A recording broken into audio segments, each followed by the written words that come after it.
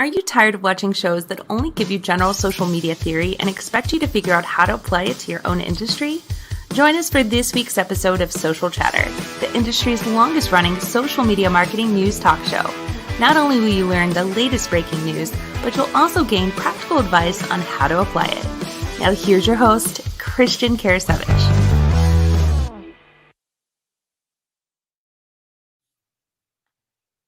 Welcome everyone to Social Chatter, your weekly social media marketing news talk show. I'm Christian Karasiewicz, and I'm joined by Fuhs from Fusion Marketing. And we've got a lot of fantastic updates to discuss with you this week in the world of social media. I mean, there certainly were a lot this week, weren't there, Jim? Oh yeah, every week there seems to be a lot of changes. It's almost hard to keep up.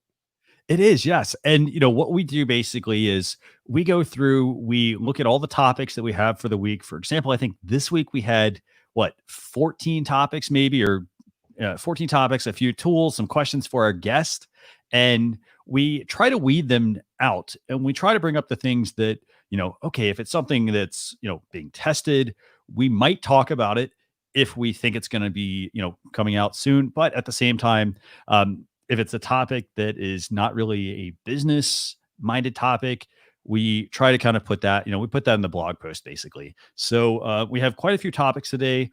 We've got topics from Facebook and Instagram and Twitter. Let's see, is there anything else, Jim? I think, let's see, Facebook, Instagram, Twitter. Yeah.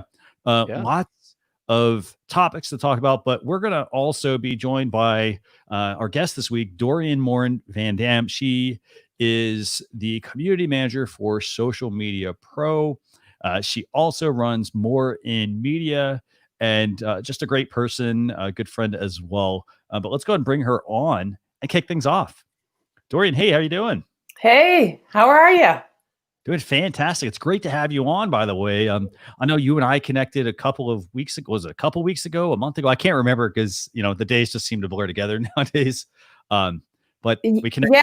Yes. We met 3 years ago, but then we reconnected. And you have been a great guest for our students for Social Media Pro. And then Jim and I just saw each other late February, early March at Social Media Marketing World. So the last conference in America. I think so. Well, I went to another one in New York City right after. And I actually got out of the city okay. But it was pretty crazy. Definitely. And I'm surprised. I mean, just from a conference standpoint, I'm surprised that conferences still actually happened, because, I mean, I think they put a lot of people at risk, by not people at that point were already not going places. So I think that was a pretty big risk, I think, to take from a conference standpoint, not just for attendees, but just holding a conference, so very fascinating thing. I mean, I hope everybody's doing well, in your areas. Obviously, I'm assuming you guys aren't on lockdown anymore or have any restrictions. There's still some restrictions, even though I'm in Georgia, things are opened up, but it's still not completely open. Like bars and nightclubs are still closed. You still have limitations on how many people can gather. What about up there in Vermont, Dorien? We still are, we're not on lockdown, but we have barber shops just open on Monday, like hair salons, but there's still lots of things on lockdown. I'm on a self-quarantine because I had to travel last weekend. I had to get on an airplane and fly to South Carolina to move a daughter out of a college dorm. And, so I'm quarantined again for 14 days. That's the rule in Vermont. So I want to abide by that. And, from where I live in rural Vermont, by default, I'm social distancing. We have nobody around us. So it's not been a hardship because we chose to move here. But our children are having a little bit of a harder time, especially our 15-year-old son who, at that age, you just want to be with your friends, not with your parents. Right. And I will say this, I mean, now is a really good time to be trying to learn something new, if you've got a whole bunch of say you've got a huge to-do list that you've not been able to tackle, and stuff just keeps building and building and building up. I think it's a good time to learn something new. And also it's a great time to knock off some of those things on the to-do list, maybe reassess the to-do list and say, well, hey, you know what? I've got these topics, these things I need to get done, but maybe they are things that are not relevant anymore. So I'm really excited to talk about, by the way, this week's updates. I mean, I know we talked about Jim. Let me know when you're ready. By the way, you're good to go. Yeah, we're ready. Absolutely. Okay. I know, like, over the past few weeks, I mean, Facebook launched their Facebook Shops feature. They launched Messenger Rooms, which was their Zoom competitor. This week, I know we've got a lot of updates as well that kind of relate to a lot of that. But where do you want to start, by the way? Well, let's actually start with the newest entry into the rooms, and they're now doing Instagram video chat with, as they like to say, up to 50 of your favorite people. And so I think it's pretty fascinating, right? We just continue to add the ability to chat with people. This will probably definitely be something that I would think is going to be mobile for a while. Like with Facebook chat rooms, you can be on desktop or mobile, which I think is a nice feature. We'll talk about a couple other things later. I know people like to use their mobile device, and I would also be interested, though, to hear Dorian's take on this. I personally believe it's much easier to manage your social media from a desktop and not from your mobile device. I agree. As a social media manager, I do almost everything from my desktop. But I tested out rooms in a couple of my groups last week. Yeah. And the people that showed up in the rooms on mobile had more features, which was also very interesting. So I'm going to take a sip of water here. I am dealing with Vermont allergies. There's different things here that are blooming and growing and that I'm not used to. This is my first spring here. So that's what I'm struggling with. So yeah, mobile, the rooms seem to you can do a bunch more things. When I went on desktop, I thought the rooms were pretty limiting. My biggest disappointment, of course, was in rooms that you can't record it.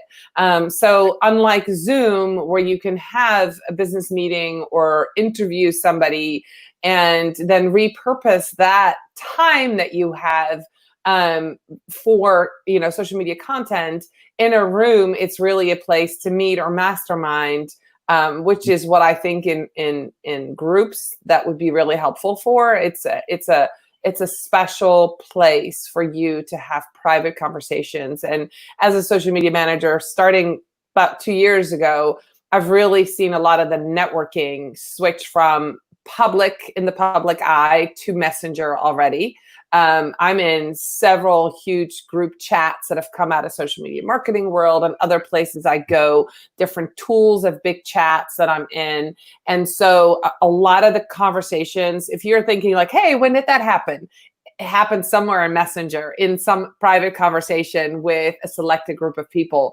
And as these rooms open up more and more, I see that's going to happen. And if you have a group, it's a great place to invite certain experts to come or mastermind or brainstorm ideas. That's kind of how I see it can happen and can be used.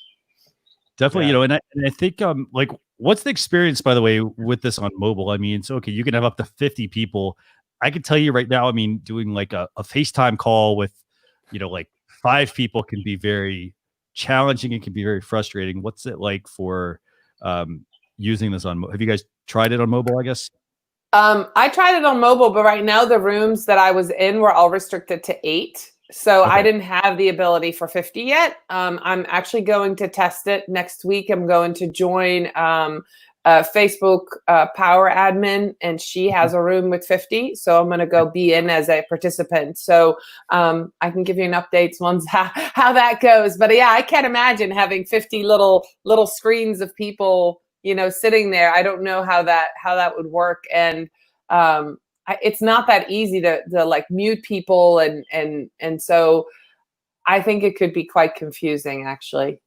Yeah, I think she's right. Yeah, no, because I want to say too, I'm almost wondering if it's like Zoom, because I know on Zoom, on the phone, you can have only 4 people, I think, on your screen. On a mobile device, like a tablet, I think it goes up to 9. And then on the computer, it's 25.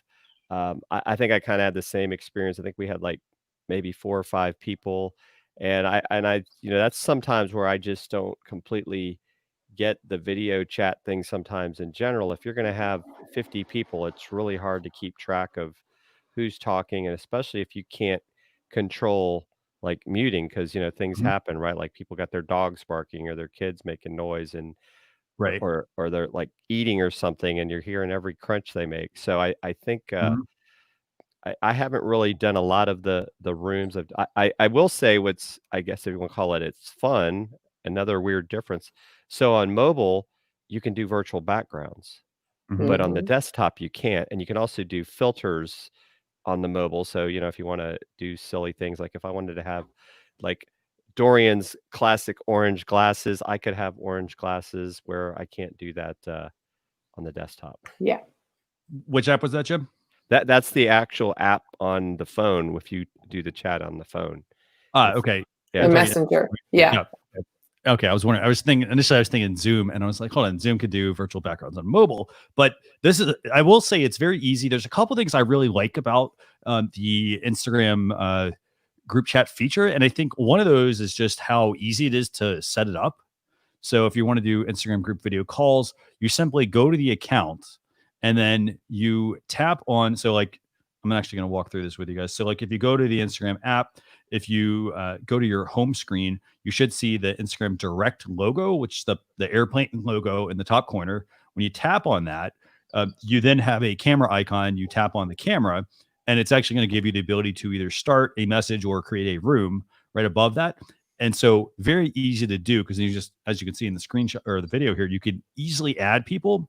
But then the other thing is, I like the direction Facebook and Instagram and WhatsApp are going, is that people don't have to actually have Instagram accounts to be able to join these as well. That's part of the Instagram group video chats feature. So, if somebody doesn't have Instagram, they can get the link and they can join, which I think is useful. So from a business perspective, I think my approach would be, yes, you can have up to 50 people potentially based on the account. I would say scale that up. So start small, see what actually works best for you, because a lot of people, it's already hard enough trying to manage some conversations. But when you start to tack on, like, hey, as you guys mentioned, 50 people or 25 people or 10 people, it can be very overwhelming. So keep that in mind. So anything else you want to add about the Instagram group video chat feature? I would be curious to find out what kind of notification you would get to that to be invited to it, and then if you can easily like swipe it away, refuse it, or how invasive it is. Because if people start using this could be a perfect thing for spammers, just to constantly get these invitations. I hope it's a one swipe, like no, I like a phone call, like no, I don't want to be in this room kind of thing. Or if it's a notification just in your notifications, I wonder what it's like. Like, do you know if it's like a big pop-up on your screen, like somebody's calling or inviting you, or just a notification? Do you know? I haven't actually gotten one. How about you, Jim? I haven't either, but I probably, even though I have the app on my phone, I tend to turn my notifications off. Yeah. So I don't know. I could have been invited. I just don't know. Okay. Yeah. No. Same here. But I'm assuming then that it would probably just be in the notifications, and then so those who are active and have notifications turned on would see that. And the other thing that I was thinking, if you have the app open, maybe it does pop up. That to me, that would make sense. That if you have the application open, that it would be a direct, tap here. Versus if you're not, it would be a notification you've been invited. That's how it's on Facebook. Right. So and Jim, Dorian, Dorian brings up a really good point though about not being able to record, because, and I know that April in the comments is talking about messenger rooms and groups, but if I wanted to use this even as in a sense as a live teaching tool, the fact that I'm not able to record it and repurpose this chat, I think is going to keep especially like say group admins in a learning type group probably from using this, and probably sticking with either even a StreamYard or a Zoom for replay purposes. Yeah. And April has some good questions. By the way, Jim, while I'm bringing her questions up, feel free to also check your Instagram. I just sent you a room feature, a room request. A room invite. Okay. But with that, so April has a couple of questions. These are Instagram questions. So, what's the best way to access IG on desktop when she uses the Chrome extension? It seems to be missing key features, and when she uses the desktop app, the UI is very ugly. So, anybody have recommendations on this for April?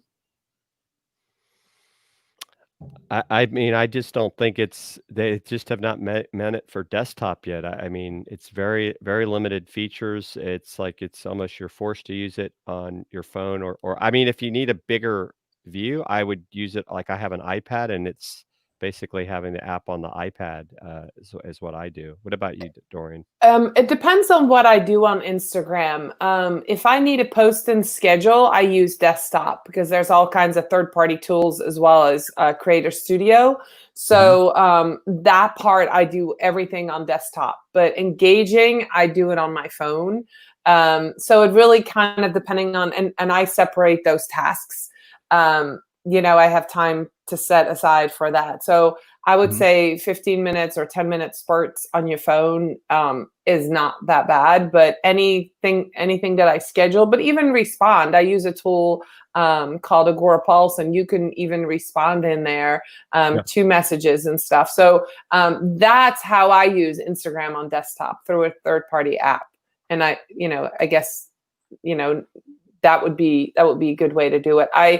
I only pull up Instagram on desktop, the actual Instagram.com when I'm doing research and I need to take screenshots. That's when I actually go in there and look for hashtags and that kind of thing. Yeah, and I'd say the same thing. I do the same exact process for Instagram. I mean, Instagram wants you to use mobile, unfortunately. So they have been very, very, I'd say more like extremely slow with rolling out any features, using extensions. You do have to be careful with which ones you install there because, there really aren't a whole lot of official ones that are available. And then as far as the desktop app, I mean, it's very limited. And again, there are third-party ones that can help you, but they also have limited access and have to implement things a certain way. I tend to then lean on a third-party tool like you said, Dorien, if I need to schedule something, or respond to comments and whatnot, or send comments, but actually do post, I'll use like an Agora Pulse, but I do use mobile primarily for a lot of that. She also had a couple other questions, by the way, real quick. Just bring these up. Obviously, another couple of other things. This one's about Facebook Messenger rooms. She wished they would embrace the concept. Most group admins are going to keep this feature off once they realize it's turned on by default. And yeah, that is a problem, I think, for a lot of Facebook groups. If you want to have engagement, you need to have it on. But if you leave the features on, people will, they'll basically find a way to exploit that. So, here's the thing. Several of my groups have it. You can leave messenger rooms on, but only that admins can start the groups. So the way that I've done it in one of my groups is that I started a room as a test. And then I deleted it, but then I started another one and I left it open. So anybody can go in that room, and we called it questions and answers. So if somebody has a question, they can go into that group, ask the question, and I, as an admin, would get a notification. Because the thing that you have to remember is if group members start having conversation with you not present, things can become spammy and go really badly. So that way, if you set it up that admins get notifications and only they can start rooms, then even if they go in there, you would get a notification, the room's active, go in there. So that's kind of a good feature to set up. Instead of just not doing any, you can set up rooms, give them a specific name, and then teach your members how to use them, and you as an admin can jump in when they do.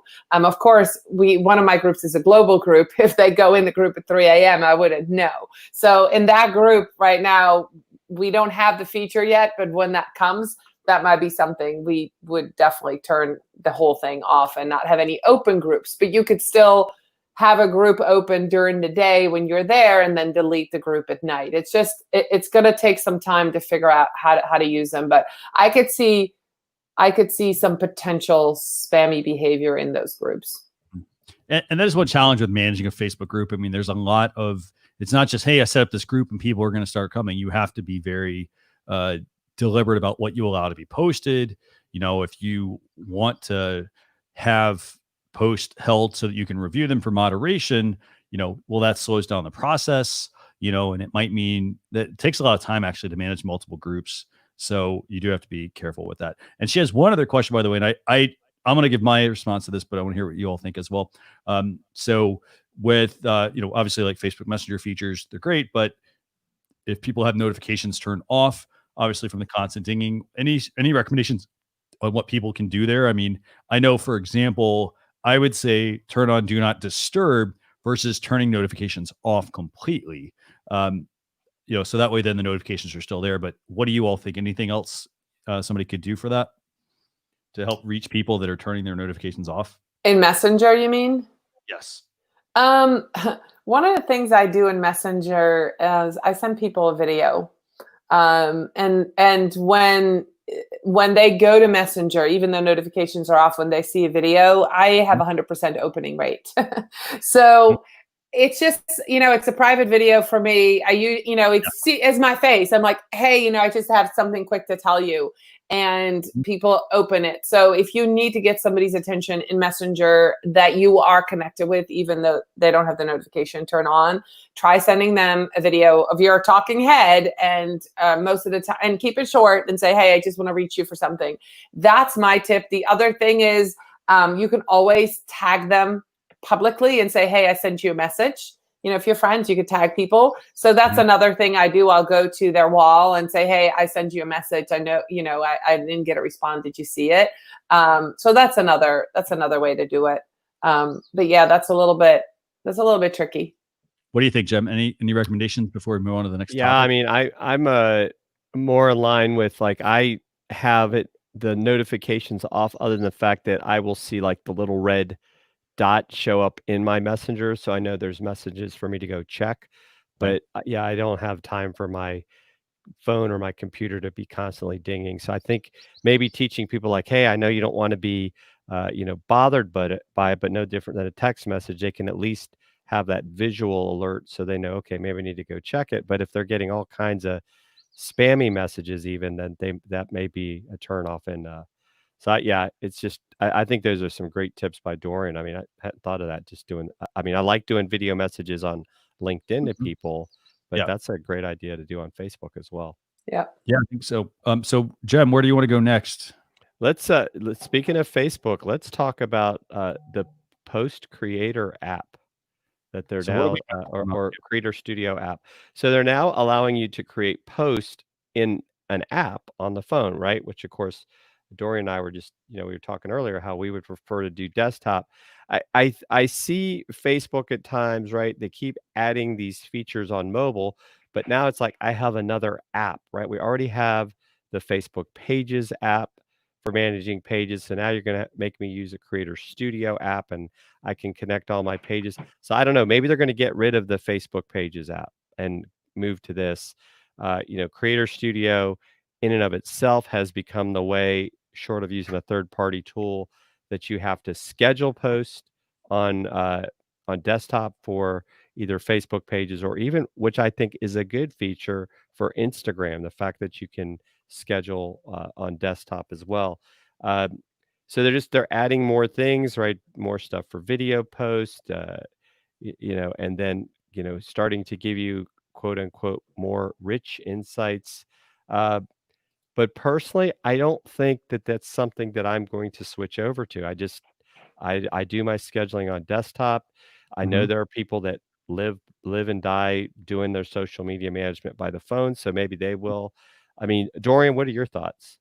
Well, I would not use this for a client. I would use this for myself if I were on the road. There are times that, say I'm traveling for a couple of days, like I just did this past weekend when I had to travel, and, I'm in the airport, or I'm, taking a break somewhere, and I don't want to pull out my desktop, but something is happening or I need to post.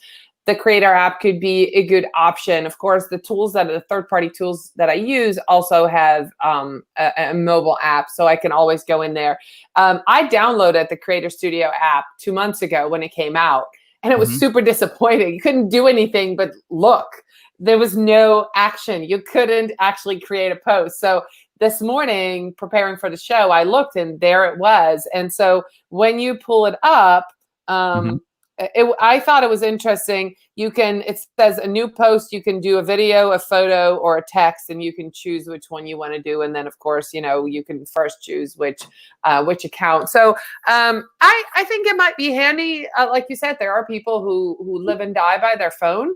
And one of the things, it is easy if you take pictures on your phone and you want instant stuff, it's already on your phone. Whereas if you create content and plan a calendar like we do as professionals for our clients, then doing it on desktop makes more sense. But if you are doing this for yourself, if you're, personal brand, if you're a content creator, this could be a game changer. So I think it really depends on how you use social media and how instant you use social media.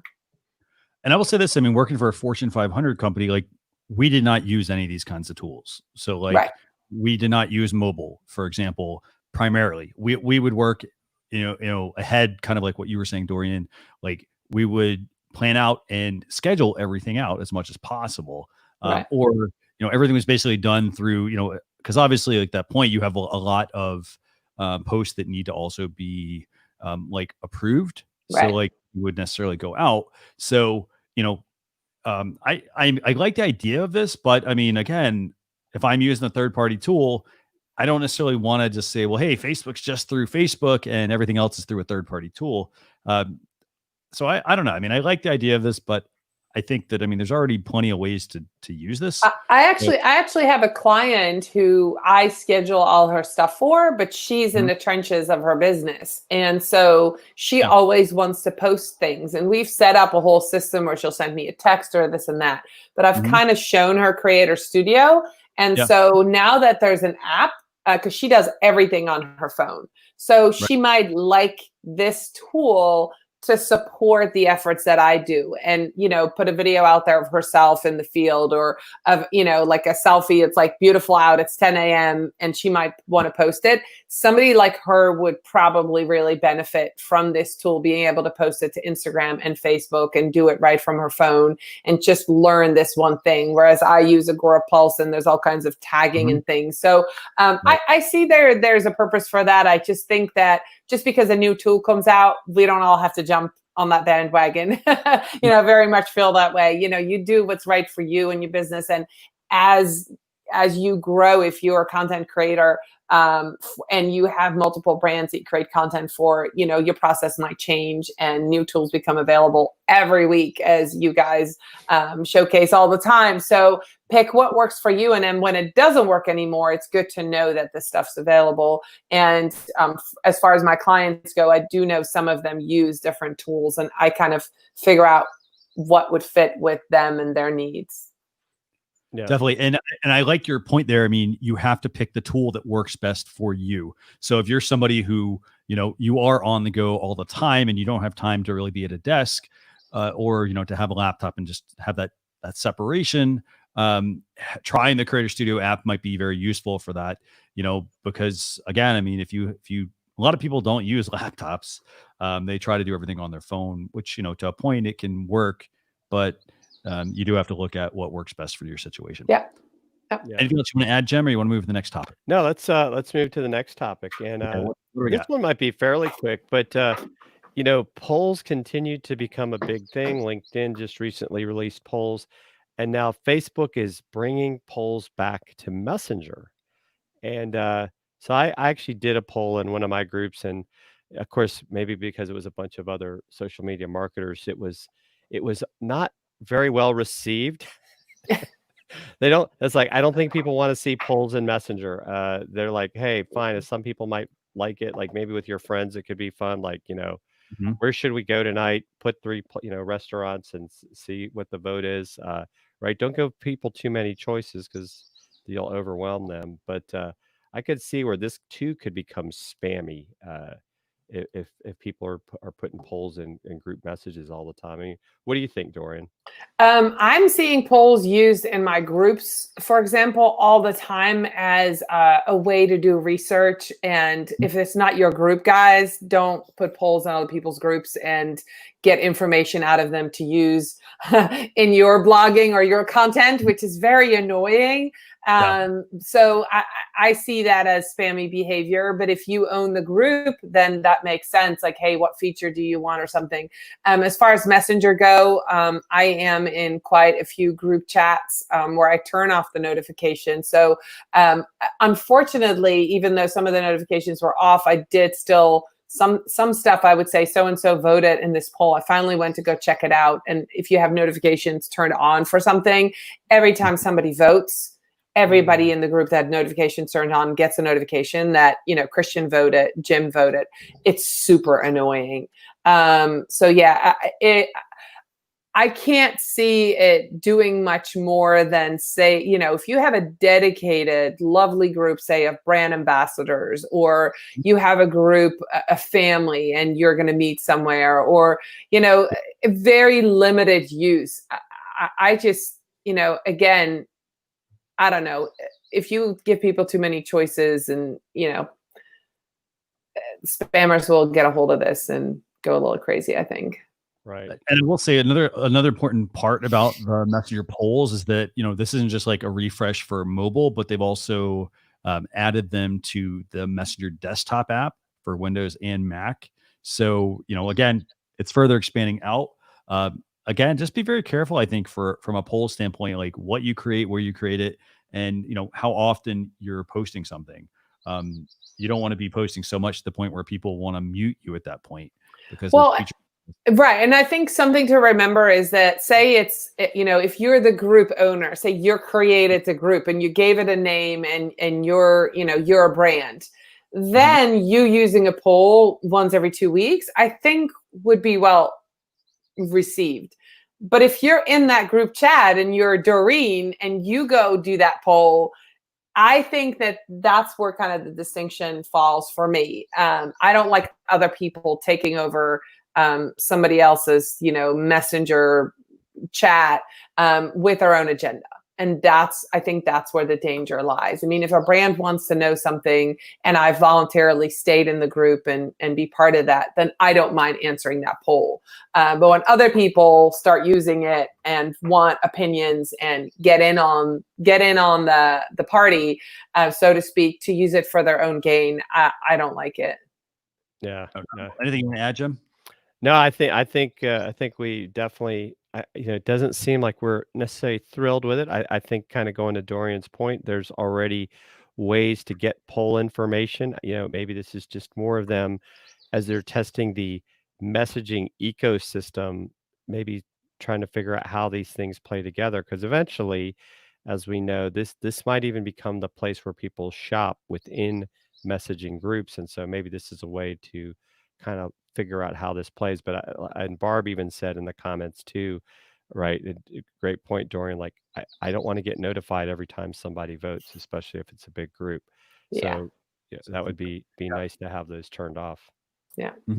Yeah, absolutely. And also, I mean, you have to kind of look at it like this as well. So if you're using the feature, like, it's okay to use the feature with permission. Like, if it's not, like, as Dorien said, if it's your group, go ahead, use it to gather feedback, because I can go use Google Forms and say, well, hey, I created this form, please go and fill it out.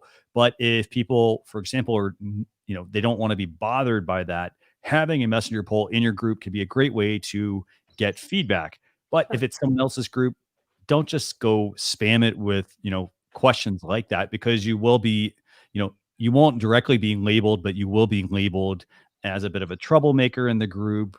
Or, hey, you know what? This person seems to be posting a little too much, or the questions they're asking are not really helpful to our group, but they only seem to benefit that person. And again, it's also about, like, it's building relationships with people. You don't want to build a negative relationship with somebody. So just keep that in mind. So, okay. Jem, let me know where you want to go next. And while you're doing that, let's stick with Facebook for a little bit longer. And we don't know a lot about it, but Facebook is working on a new feature called Neighborhoods.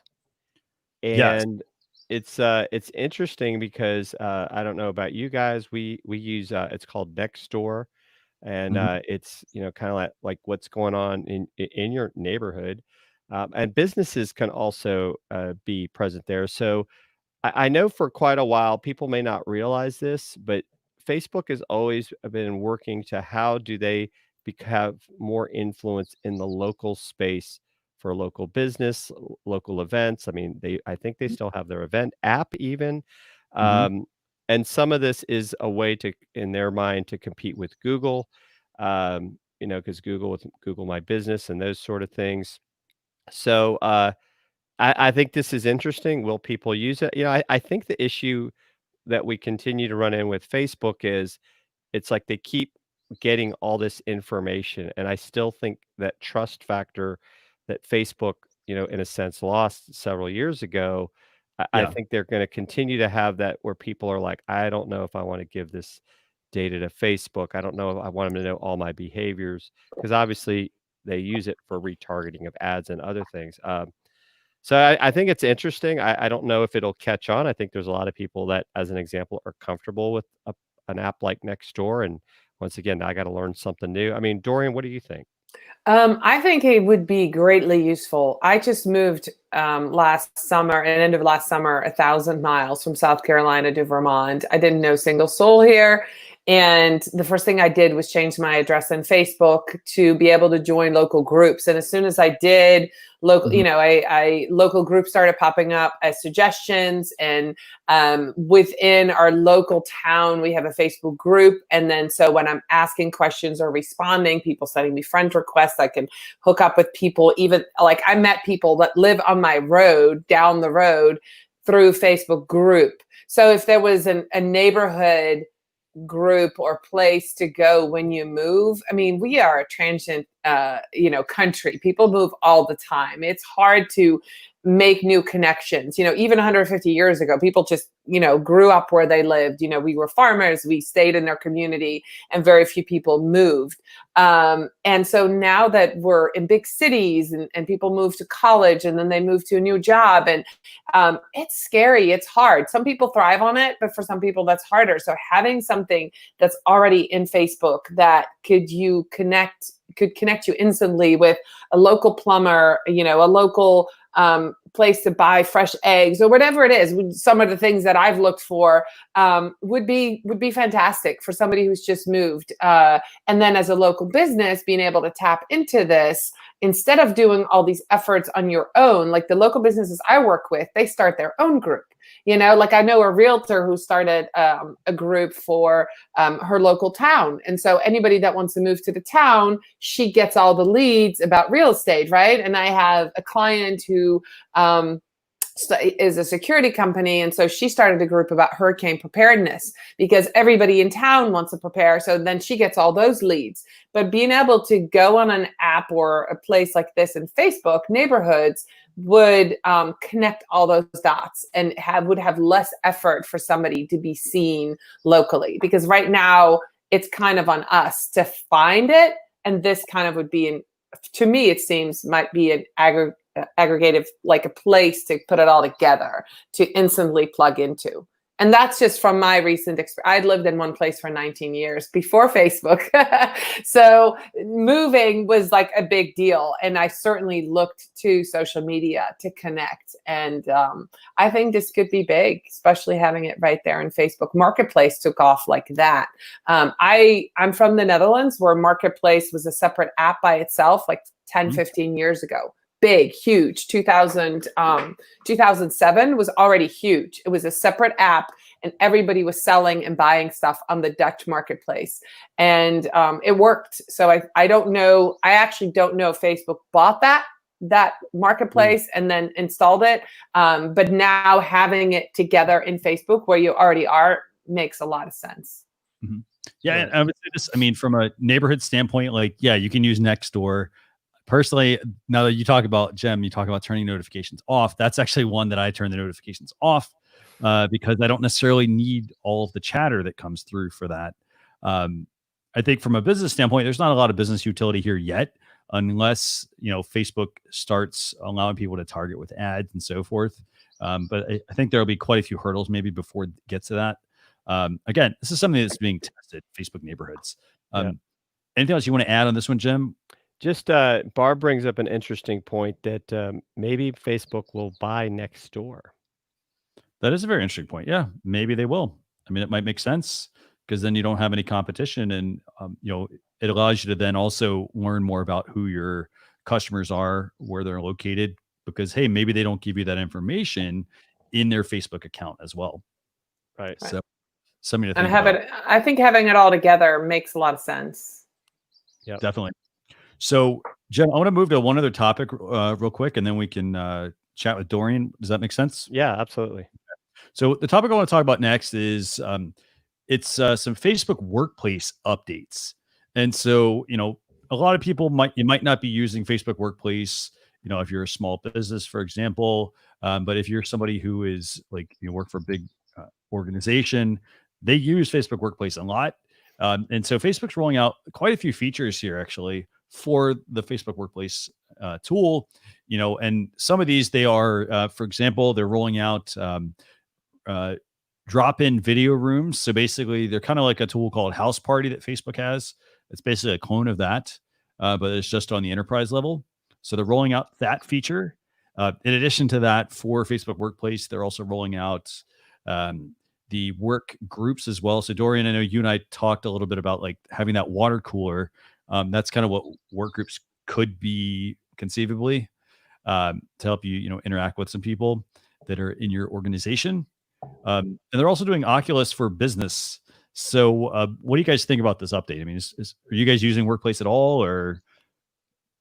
I don't use Workplace because I work for myself, so I don't need to talk to myself. I do that enough. I'm with you, Jim. Maybe we could start a Workplace together. There you go. Just to test it out. I don't use it either. And I do work on several teams, but we use Slack for that. We go outside of Facebook. So I think that it could be really good for certain industries, but people have to share screens or have quick meetings. I'm just getting into agile marketing, and I could see doing like a daily morning scrum, right there in Facebook, in that kind of environment. That would be really useful. And like we said, that water cooler effect, like, hey, we're all checking in, especially now that people are working remote. I think it kind of gives you a good start to the day or a good break at lunch. Let's do 5 minutes before everybody takes their lunch break. How did your morning go? Update on things, anything we need to know. It's probably a good thing to just kind of pop up, especially as a leader. If you as a leader, and that's kind of, I think that this could be good if you are a manager and you have people to manage and you're using this Workplace. Do like almost like a physical check-in on people. Hey, how are you getting along? How are you doing? Anything you need from me before I leave for the day? That kind of thing. Instead of an email, just a quick pop-in could be really useful. So one question I guess I have on this is, there are so many tools available to be able to like do this sort of thing. I mean, I think someone would have to be very entrenched in the Facebook ecosystem, I think, to really, have this in their organization. What do you guys think about that part? Yeah, I mean, I think, as you know, Christian, I'm probably, vocal. I'm surprised my Facebook works sometimes. I don't want to go to Facebook for everything, right? I think there's other tools that are so much better. I mean, even like Dorien mentioned, Slack has a lot of capabilities and it's free, right? I think for you to really use Workplace, I think you have to pay, right? So it's like, if I don't have to pay for something, why am I going to do it? Functionality wise, do I want to be necessarily uploading documents and other things to Facebook? That's my thing. I don't see it as something that you really have to see Facebook as being your end all and be all for some reason. But I think there's lots of great products that are focused just on businesses doing internal collaboration. Yeah. What do you think, Dorien? I agree. I mean, I think for certain industries and certain people, this might work. And if you've already made the investment to pay for Facebook Workplace, then this could be a welcome addition. If you're at the start of a journey and you're growing a team, I would suggest, looking at outside apps of Facebook. For me, I work in Facebook. I'm a community manager. I'm on Facebook all the time. So I have a little bit of a skewed view of that. My Facebook is open all the time. I'm in there. I have notifications turned on for almost everything because I need to know the conversations that are going on. But it works for me in my mind. I think other people might go crazy. So I don't know if as an employee and as an employer, I would want all my people on Facebook Workplace, honestly. They could do a lot of other stuff and not be productive. I don't know. I just think that it makes sense for them to offer some of these things because that's what other apps and other software offers. So I think that just keeping up. I really would love to know who uses Facebook Workplace, what kind of companies and industries are actually using it. And that would be an interesting thing to find out. Definitely. I mean, again, it comes down to what how your business is run. It goes back to what you're talking about earlier about, using Facebook Creator Studio app, for example, same exact thing. I mean, it makes sense to use it if you are, for example, primarily a mobile user and you're always on the go, but you don't necessarily need it. If you have a certain system set up. And I would say this, I mean, I think systems are key here just across the board. I mean, there's so many different ways. So like, there's not one way to do social media. There's a lot of people that have very different tactics that they use, and they do it based on, the workflow that works best for them or their client, or, their organization has a certain way that they need to run things. So they do use some of those tools from that perspective.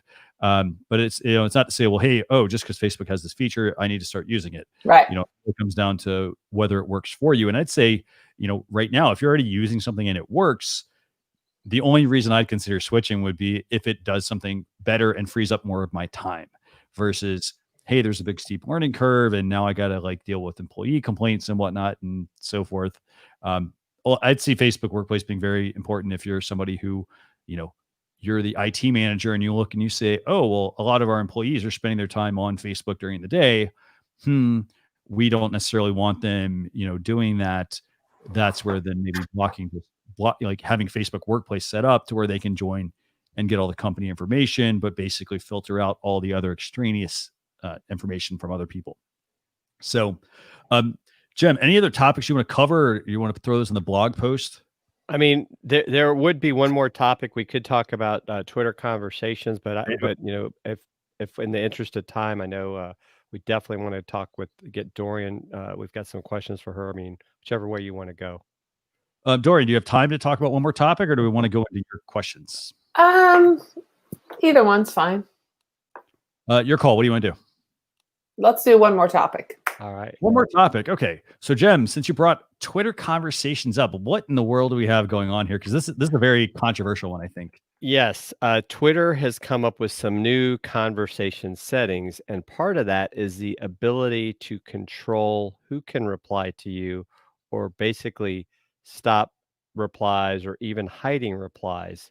I think that it's definitely for a lot of people in the Twitter sphere. I'm one of those people. I'm not a real big fan of this. I mean, the appeal of Twitter has been that it's this open platform. I can reply to anyone, even if they don't want to follow me. And now we're in a sense doing, maybe it's a strong word, censorship. I mean, I have seen some comments, like, well, if somebody's, trying to have some sort of a thread, maybe it keeps out the trolls. But I just don't think it's a good idea. Personally, I think there's other ways to address that. Do a video, or maybe do a Periscope if you're really trying to have a conversation, even using something like StreamYard.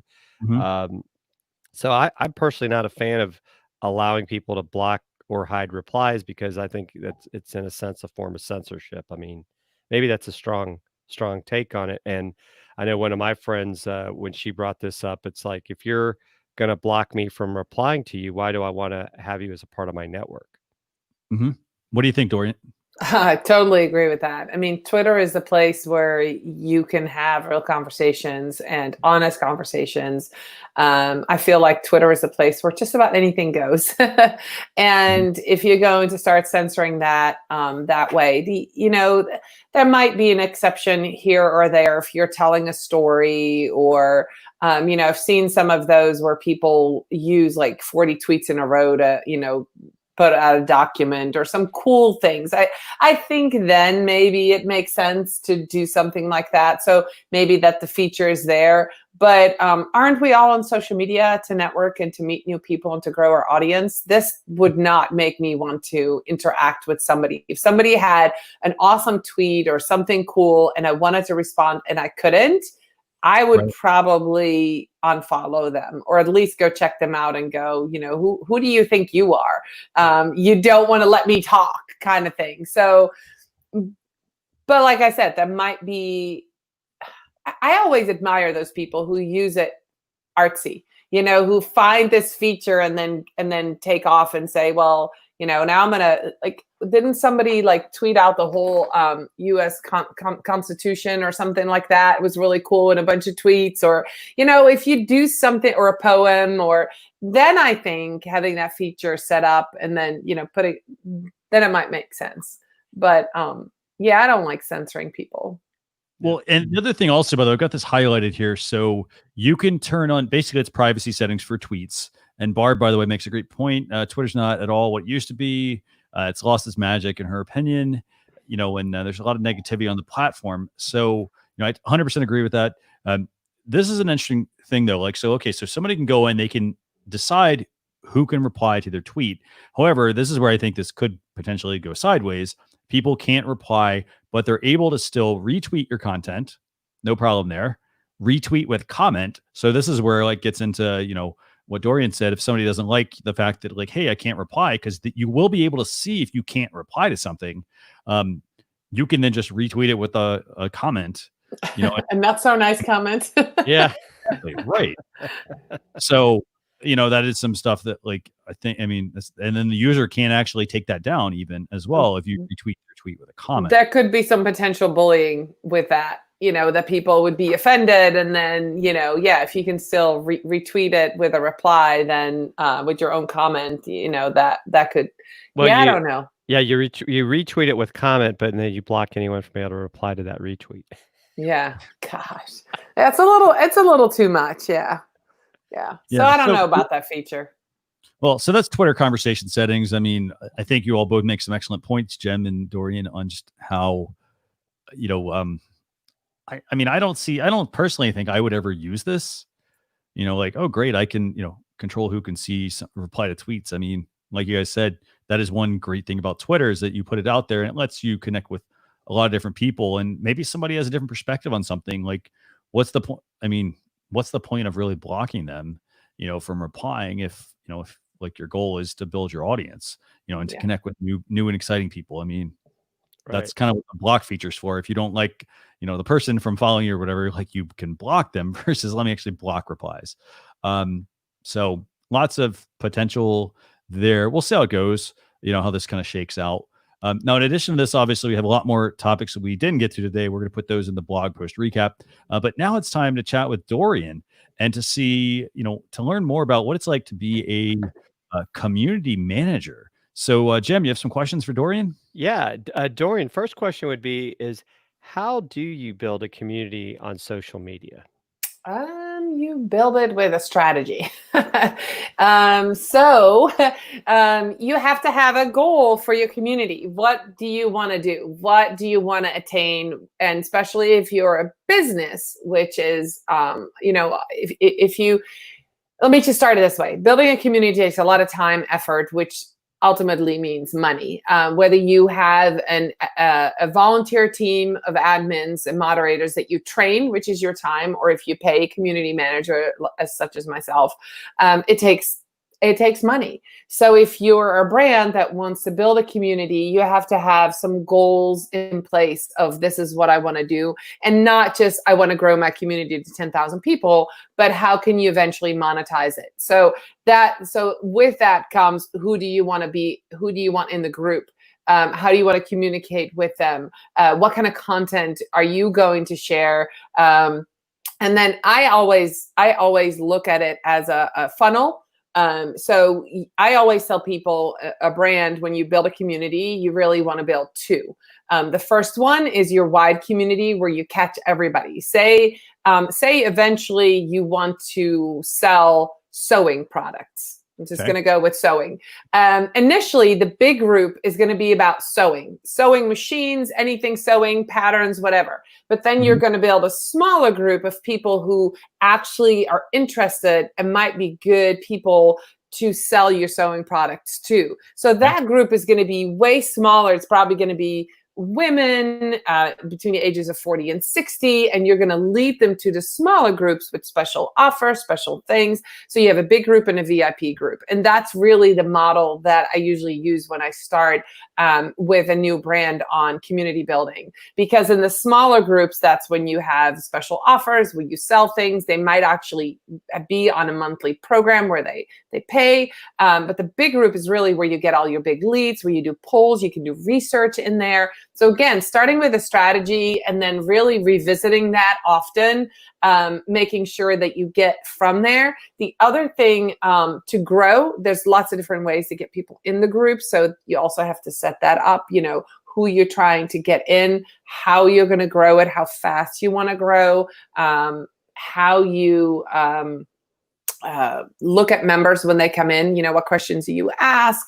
There's just a lot of work. And if you just start a group and put all your friends and family in it, that's really not a good way to grow a community.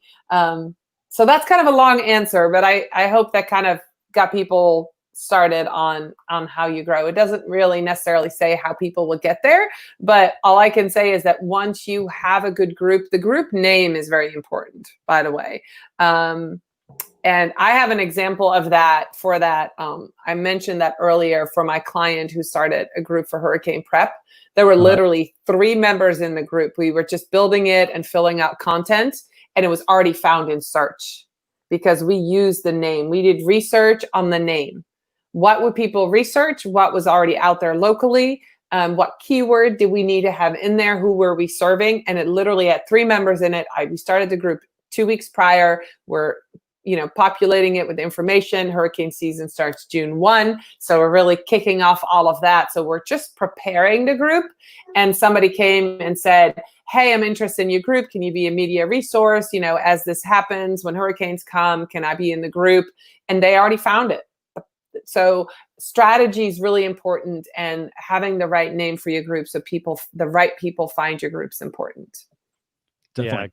Yeah, great points. And I think, it kind of goes back to, right? You have to, in a sense, have that avatar built of what you're looking for in a community. Like, it's so funny. Like, even sometimes when people create a business page, what's the first thing they want to do?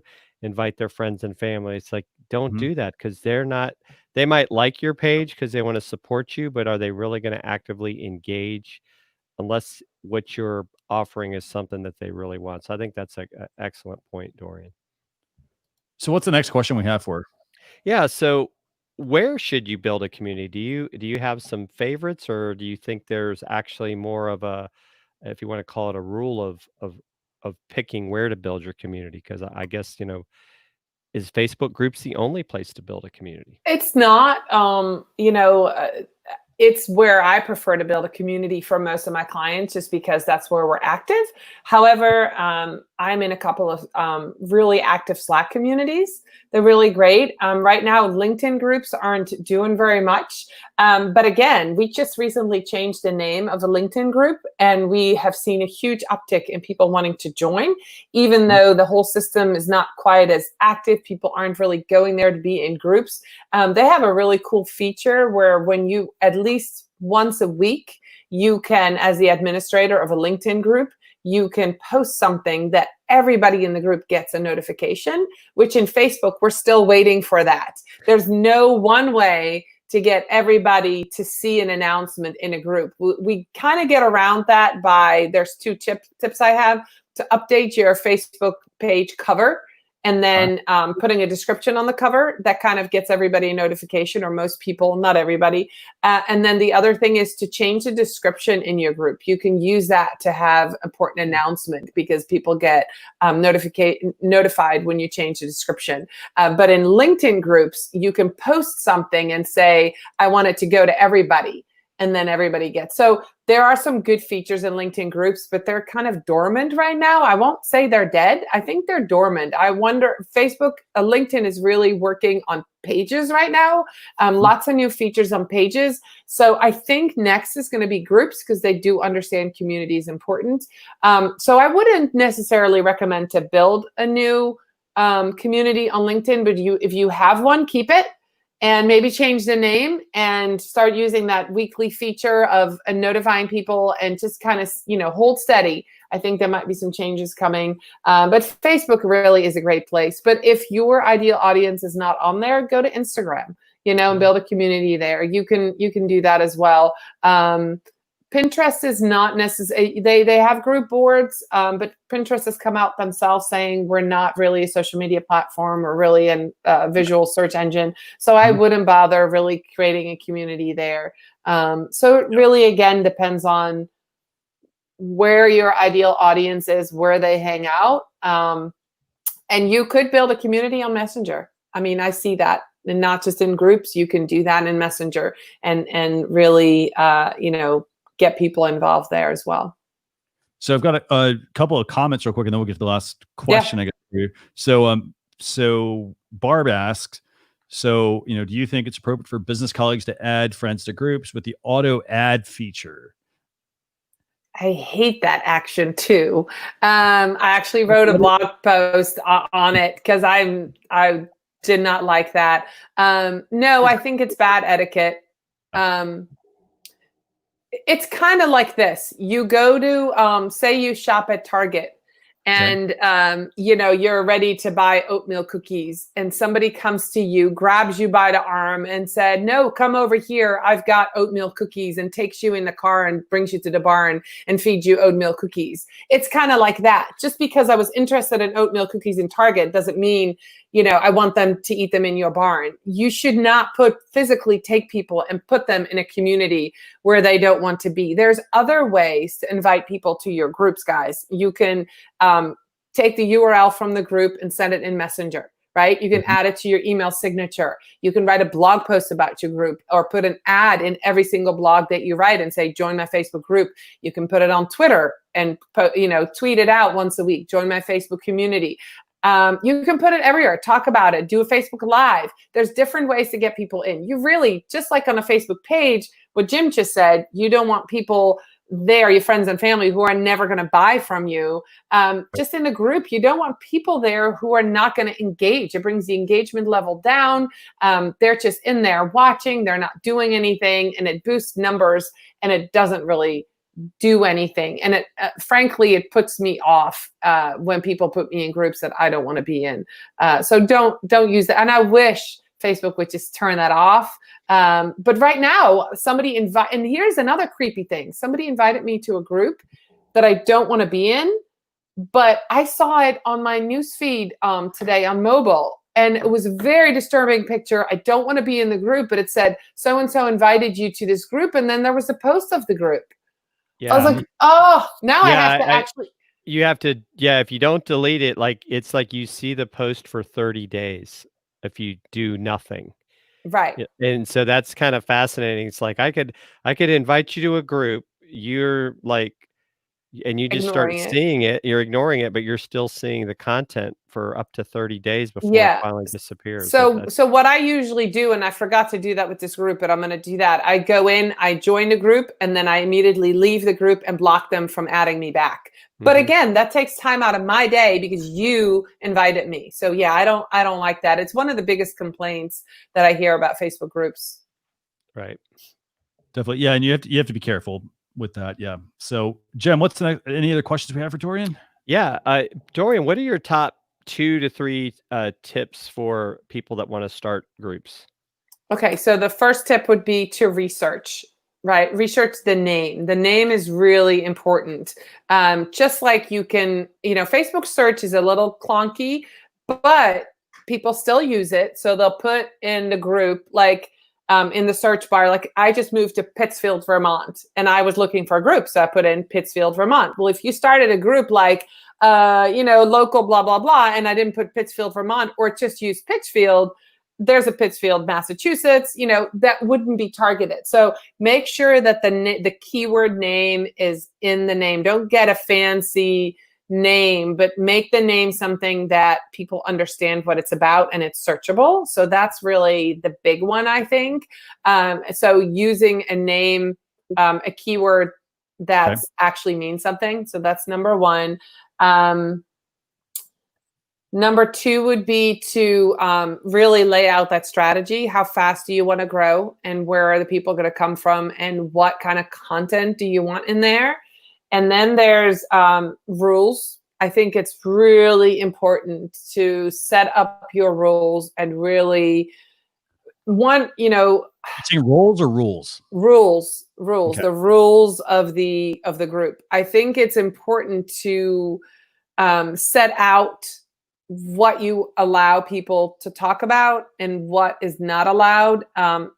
You as a not everybody that might be watching this is an admin in a group, but you can give people feedback when posts are declined. For example, we have a big group where we have we have it set up so posts don't automatically go into the group. So when you decline a post, you can actually check off which rule they broke. But you have to have the rule in there. So we're constantly like, if 5 people break a rule, that's kind of an unspoken rule. We're like, oh, shoot, we need to add that somewhere in there. It's a little bit limiting because there's a limited amount of space in each of those 10 rules, and you can only have 10 rules. So you have to be really succinct about what you put in there. And I just realized for one of my groups, I took something out that I need to put back in there because people keep breaking that rule now that it's not in there. But so that's just make sure you understand that, and then also understand how all the functions your group has. I think your groups could have units, use those keywords alert set up. Those are really important. Have your notifications turned on. Just understand how a group works and the dynamics and what's possible is really going to help you get the most out of it. And the best way to do that is to be in a group as a member, just to see how other people use it. And then also maybe be a volunteer moderator for somebody else's group. So within your industry, or, just offer to help out and you get some experience that way. Because if you start a group and you have no experience moderating a group, you're going to be like a fish out of water. So find somebody that can help you moderate and set it up and run it right, because there's a lot more to it than what meets the eye if you've never done it. Good points. Okay, Jem, do we have time for a little tool time here? Sure, why not? Okay, so we'll make this pretty quick. We got 2 tools that we want to talk about this week. And these tools, by the way, we're going to take all the topics, all the conversation that Dorien, all the tips she shared, we're going to put those in the blog post recap. But what we're going to do right now is we're going to talk about tool time. These are 2 tools that we find each week to help you as a business. So the first tool that we want to discuss real quick, it's called Neptune for Twitter. Basically, it's another Twitter application that you can use for your business. Now, the way this one I think is useful is the fact that one, it's $2, but it does give you the ability to customize the design. But you also have the ability to adjust things such as getting rid of ads and chronological home feed or non-chronological home feed and whatnot. So you get a little more control over your Twitter timeline, also with obviously some filters and whatnot. So that way you can focus on the content that you're seeing from your followers versus getting inundated by a whole bunch of other random information you may not necessarily need or want. That's tool 1. Have you guys used this one, or what do you use for Twitter primarily? I'm more of I use the Twitter native app, but I'm also really big on using Twitter list. That's how I, keep out the negativity from my feed in general. And then I also use Tweetdeck when I'm doing Twitter chats in order to be able to keep up with the, in some cases like this afternoon with Twitter Smarter, it'll be blowing up with the number of comments that go on during those chats. So I tend to just use those two. There's some other analytical stuff you can do, but yeah, I just tend to try to keep it simple. And TweetDeck has a lot of that Hootsuite look for people that maybe remember Hootsuite. You can build columns so you can follow different things.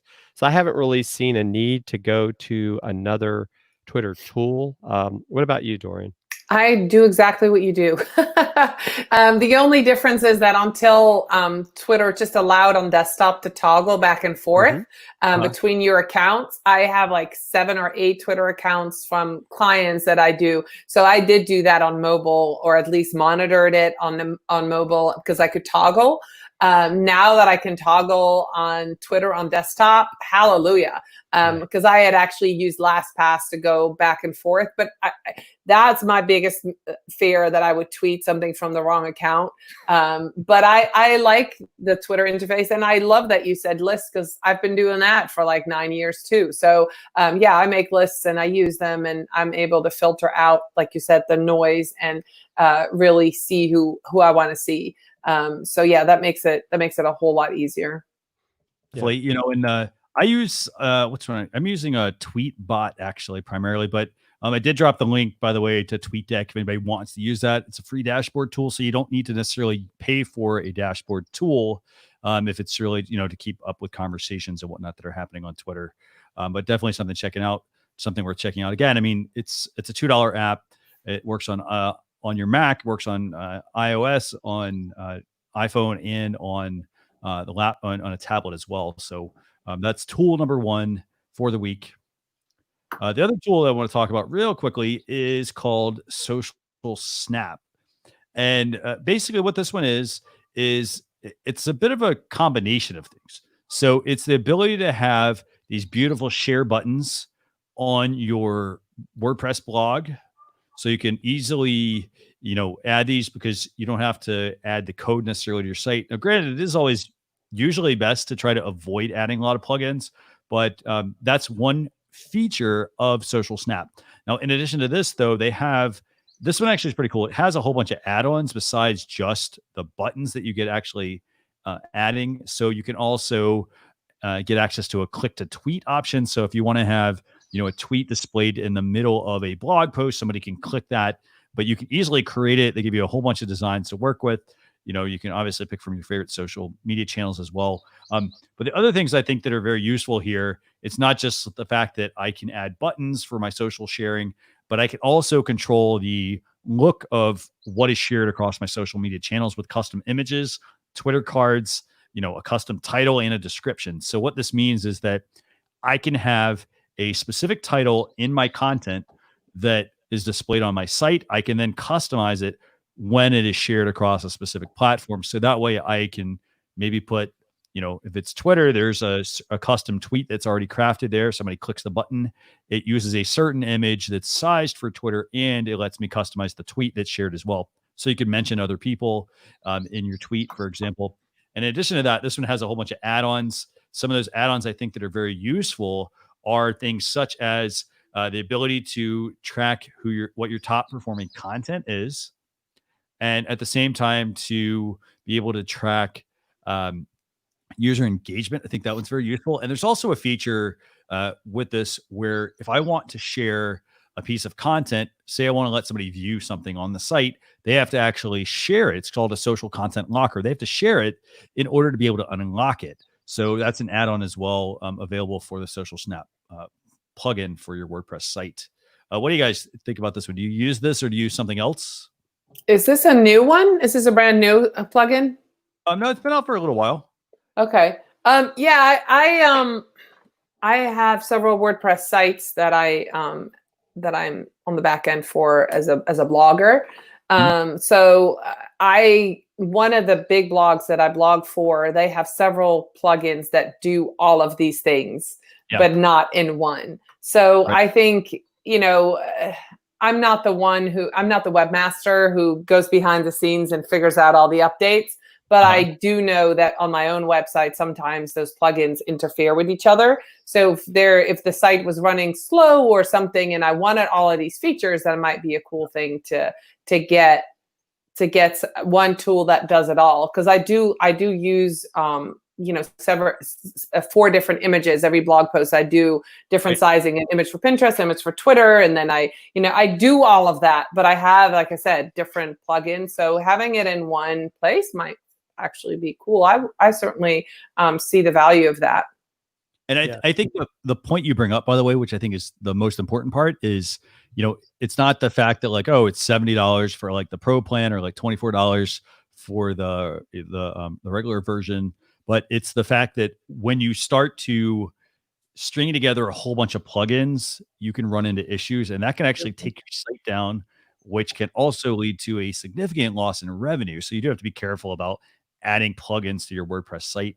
There are quite a few out there. Yes, they make it easy to do things, but you also have to look at, well, what you're actually combining, because the way somebody builds one plugin, maybe it works now, but then they decide to stop actually updating it.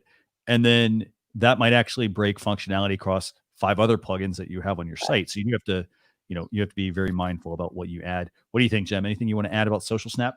No, I think it's definitely something for people with a WordPress site to check out. I think it could be a very valuable plugin for you. Of course, I will, like we kind of joked about, or look at it.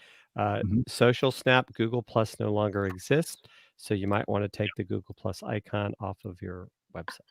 Yeah, definitely. Yep. So just some stuff to keep in mind, but so that's going to basically do it for this week's episode of Social Chatter. I want to thank Dorien for joining us. It's been absolutely fun. This is great. I love doing this. This is at least 3rd, maybe the 4th time I've been on. So I love doing this. Don't forget to ask me again in a couple of months. and don't forget, Dorien's going to be part of a conference coming up at the end of June. Do you want to talk a little bit about that, Dorien? Sure. We for those of you that don't know, June 30th is Social Media Day. It's the 11th celebration. It started in 2010 by Mashable. So the company I work for, Social Media Pro, we're doing a Social Media Day Summit for 5 whole days. socialmediadaysummit.com. It's easy to find. It's free to sign up. You can see all the sessions live. Christian's going to be a speaker. He's going to talk about YouTube and SEO. Is fantastic information that you all need if you're doing YouTube videos.